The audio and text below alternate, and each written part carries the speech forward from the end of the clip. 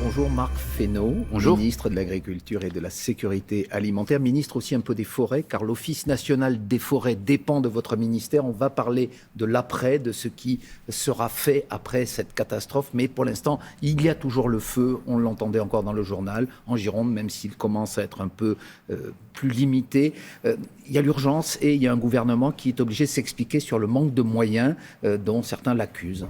Oui, alors c'est toujours les sujets qui viennent quand il y a des incendies de cette ampleur. On est face à des phénomènes qui sont exceptionnels. C'est plus de 20 000 hectares en Gironde, 1500 dans le Finistère, 1500 dans les Bouches-du-Rhône, avec plus de 300 départs de feu, je crois, qui sont à l'œuvre. D'abord, saluer l'engagement des sapeurs-pompiers, saluer l'engagement des forces de sécurité civile, les gendarmes, les policiers. Puis saluer aussi les forestiers, ceux de l'Office national des forêts, et puis les forestiers privés qui sont très engagés pour essayer de lutter. Et puis aussi les agriculteurs qui apportent leur main forte aussi.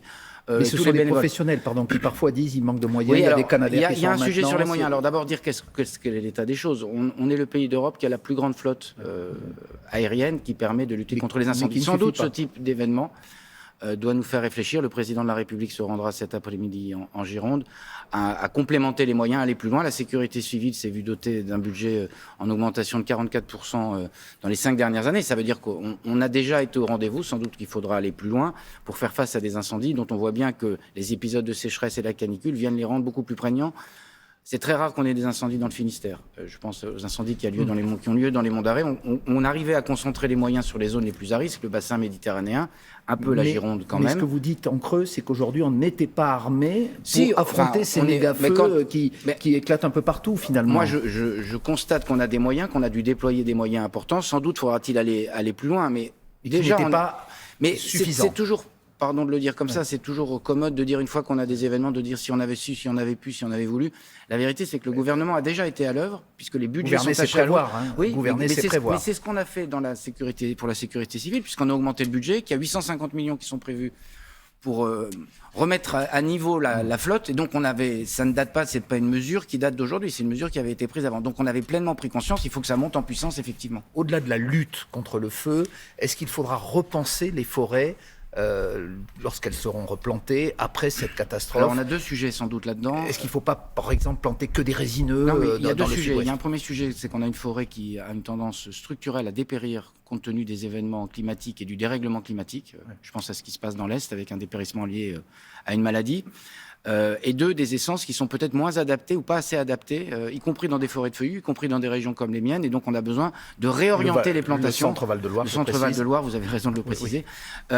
Et donc, on a besoin de réorienter les plantations. C'est un travail de temps long. Là aussi, il y a des moyens. Et là aussi, on n'a pas attendu cet épisode-là pour le faire, puisque le président de la République avait annoncé, y compris dans la campagne présidentielle, c'était qu'on aille beaucoup plus loin. Il y a plus d'1 milliard d'euros qui sont prévus pour faire la replantation. Mais donc là, il faut réfléchir. On voit que les pins, par exemple, en Gironde, ils partent comme il faut globalement réfléchir sur la question du dépérissement et modifier les plantations qu'on a dans nos forêts. Et puis deux, des moyens de lutte qui fassent qu'on ait plus de diversité sans doute, qu'on ait plus de ce qu'on appelle des pare-feux, c'est-à-dire des bandes qui sont sans plantation mais qui permettent de ralentir en cas d'incendie, les affaires de desserte forestière. Donc on a toute une panoplie d'outils. Je réunirai la semaine prochaine un certain nombre d'acteurs pour travailler sur ces questions. Il n'est pas temps pour l'instant, vous le comprendrez, puisque là il est temps de lutter contre l'incendie. Je répète, il faut saluer l'engagement des pompiers qui ont préservé beaucoup de biens et beaucoup de personnes. Et après, il sera le temps de la reconstruction et de la replantation. Vous nous annoncez qu'il y aura une réunion la semaine prochaine à votre ministère sur ces questions. Avec mes collègues de la transition écologique. Oui. C'est souvent des propriétaires privés qui possèdent ces forêts. Est-ce que vous pouvez les contraindre à planter On peut les orienter. Il y a déjà des dispositifs dans le code rural qui permettent d'orienter un certain nombre de choses, y compris en termes de renouvellement, y compris en termes de lutte contre les incendies. Et donc, c'est avec eux qu'on va travailler. Et avec, évidemment, les gestionnaires publics que sont l'ONF en particulier, les communes forestières aussi. Marc Fesneau, à côté de ces incendies exceptionnels, il y a une autre conséquence catastrophique de cette situation météo, c'est la sécheresse qui se prolonge, qui dure depuis des semaines, depuis des mois. Plus de 70 départements français, je crois, sont... 75, oui. 75 exactement, ont aujourd'hui des mesures de restriction d'eau. Est-ce qu'il faut aller plus loin? Est-ce qu'il faut que ces mesures soient davantage appliquées qu'elles ne le sont, là encore, en termes de mesures d'urgence? Là aussi, essayer de préciser les choses. On a un dispositif qui est très rodé, qui est un dispositif gradué, qui va des premières mesures jusqu'à des mesures d'interdiction stricte sur un certain nombre d'utilisations de l'eau. Moi, j'en appelle à la responsabilité de chacun. Au fond, dans des périodes comme celle-là, est-ce qu'il ait besoin de remplir sa piscine? Est-ce qu'il ait besoin de nettoyer sa voiture, est-ce qu'il a besoin... Rien ne l'interdit aujourd'hui. Si, il y a un certain nombre d'arrêtés préfectoraux qui l'interdisent. Après, il faut que ce soit appliqué, mais on ne va pas aller dans chaque maison vérifier ce que font les gens. C'est une possibilité, mais la question n'est pas celle-là. La question, c'est la responsabilité. Mais vous voulez pas renforcer les contrôles sur ce point? Parce mais que il y a des contrôles, il y a beaucoup d'eau qui est gâchée en ce moment, alors que les agriculteurs en ont besoin. Il y a des contrôles sur le terrain, les agriculteurs en ont besoin, certains industriels en ont besoin. Et donc les agriculteurs font leur part, parce qu'ils sont très contrôlés. Ils font leur part de réduction de l'utilisation d'eau, avec des conséquences sur les récoltes. Et puis chacun doit penser que n'importe quel geste qui permet d'économiser l'eau dans ces périodes-là est un geste important. Chaque jour qui passe, disait Christiane Lambert, la présidente de la FNSEA, il y a quelques jours, on voit les cultures dépérir. Il y a des cultures particulières qui souffrent, par exemple le maïs, qui a besoin de beaucoup d'eau. Est-ce que vous avez déjà prévu des mesures de dédommagement, d'aide aux agriculteurs, au cas par cas ou de façon globale? Là aussi, on est au milieu de la crise, donc il appartiendra de regarder... d'ici quelques semaines, les conséquences réelles. Il y a sur certaines cultures, et puis il y a des conséquences aussi sur l'alimentation animale, puisqu'il y a un certain nombre de prairies qui ne sont plus utilisables, qui n'auront pas de repousse, et qui fera qu'il peut manquer de l'alimentation pour le bétail. Et donc ça, on a besoin de faire un état des lieux à la fin de l'été. C'est plutôt quand les animaux seront rentrés, ils seront à l'étable, comme on dit, cet hiver, qu'il faudra qu'on ait anticipé cette question-là pour pouvoir faire en sorte que l'alimentation soit au rendez-vous pour les animaux. Donc cet état des lieux, il va se traduire par des aides? Alors, il y a des dispositifs, ça me permet de dire deux choses. Il y a des dispositifs classiques qu'on appelle le dispositif de calamité agricole. Le gouvernement a toujours été au rendez-vous sur d'autres épisodes climatiques. Je pense à ce qui s'est passé sur la grêle ou le gel.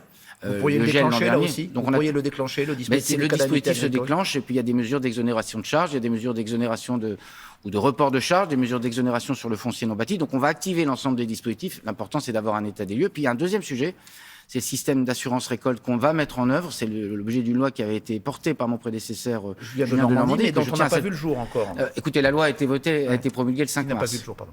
Oui, a été promulguée le 5 mars. Pour l'instant, il n'y a pas d'assurance récolte. Concrètement, pour l'instant, il y a un agriculteur, il y a un système d'assurance récolte, mais on voit bien que la multiplication des aléas rendait le système obsolète. Donc, on a réformé ce système, et l'objectif, c'est qu'au 1er janvier 2023, il soit bien à l'heure, c'est-à-dire dans un temps très court. J'avais encore une réunion hier soir, y compris avec Christiane Lambert et d'autres organisations agricoles, pour travailler sur cette question. Mais l'assurance récolte, qu'on comprenne bien, ça va concerner tous les agriculteurs. Il faudra souscrire à des compagnies privées. C'est l'État qui sera derrière. C'est à la fois l'État aidera à la souscription de contrats d'assurance récolte, puis après le système assurantiel, et puis il y a la part des cotisations des agriculteurs. Donc c'est un système qui vise à mieux sécuriser. C'est un élément de sécurisation. Puis il y a un troisième élément, sur des éléments de sécheresse. Il faut qu'on arrive à déployer dans le territoire les suites de ce qu'on a appelé le Varenne de l'eau, qui était un moment de grande discussion et de débat sur la gestion de l'eau. On a des éclats d'eau, on a des périodes sans eau du tout, puis des périodes avec beaucoup d'eau, et donc il faut qu'on puisse en récupérer une partie pour les périodes de disette comme celles que nous connaissons, parce que sans eau, il n'y a pas d'agriculture. Il faudra qu'on apprenne à vivre avec ça, et donc à modifier les pratiques et à réguler la question de l'eau. Marc Fesneau, on a parlé des incendies, de la sécheresse. Il y a un autre sujet chaud, cette fois au sens figuré, qui est en ce moment en débat à l'Assemblée nationale, c'est la loi sur le pouvoir d'achat. Vous étiez ministre des Relations avec le Parlement dans le précédent gouvernement. C'est en expert un peu que vous voyez ce qui se passe. Ça avance très doucement. Il y a 20 articles dans cette loi, 3 seulement ont été votés. Normalement, tout doit être bouclé avant ce week-end. Pourquoi ça coince? Est-ce que les compromis qu'avait promis le gouvernement, finalement, c'est juste des mots? C'est ce que vous reproche la gauche, notamment. Mais pour avoir un compromis, il faut que chacun bouge de position. Et moi, je vois un certain nombre d'attitudes, pas partout, pas sur tous les bancs, de gens qui ne veulent pas bouger de position. Donc le compromis, c'est pas je tiens ma position et venez à ma position, sinon il n'y a pas de compromis. C'est ça le principe d'un compromis. Alors il va falloir que chacun apprenne. Le gouvernement y est prêt. Il y a un certain nombre de travaux qui ont été faits avec, y compris des gens de l'opposition, y compris avec les parlementaires de la majorité. Le temps est un peu long. On est dans une période où il faut que chacun apprenne à travailler avec la volonté du compromis. Vous dites pas sur tous les bancs, justement. Le Rassemblement national, lui, a voté, notamment le premier article sur la prime Macron. Ça n'était pas eux principalement que je pensais. Oui, mais est-ce que ça vous pose un problème de conscience politique, que le Rassemblement national associe ses voix et vous permette de passer cette loi? C'est le débat démocratique. Personne n'est obligé de voter ce qu'il a à voter. Il n'y a pas de mandat impératif. Deuxième élément, personne ne s'offusque que la semaine dernière, le Rassemblement national avec la France insoumise ait fait sauter l'article 2 du projet de loi sanitaire. Donc c'est le débat démocratique. Aucun état d'âme là-dessus. Non, mais c'est pas une question d'état d'âme. Non, ce n'est pas ça. L'important, c'est d'avoir une majorité. Il me semble que chez une partie des socialistes et une partie des LR, il y a des gens avec lesquels on peut trouver un terrain d'entente pour arriver à une majorité. Donc la question n'est pas de se polariser sur le Rassemblement national. Le Rassemblement national fait bien ce qu'il veut. Il est libre de voter ou de ne pas voter. Il le fait souvent d'ailleurs avec la France insoumise. Ça vous arrange, tant mieux. Non, mais c'est pas une question de m'arranger. La question n'est pas de m'arranger.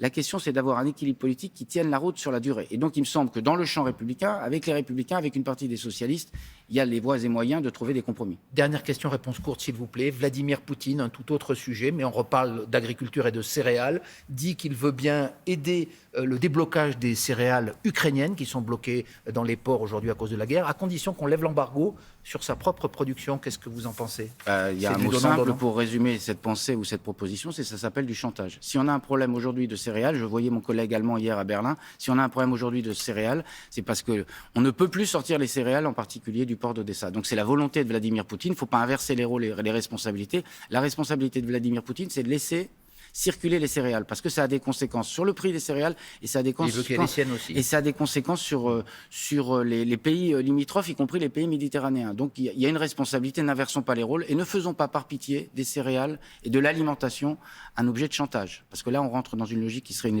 logique, je crois, délétère. Merci beaucoup. Marc Fesneau, ministre de l'Agriculture, suite de Télématin.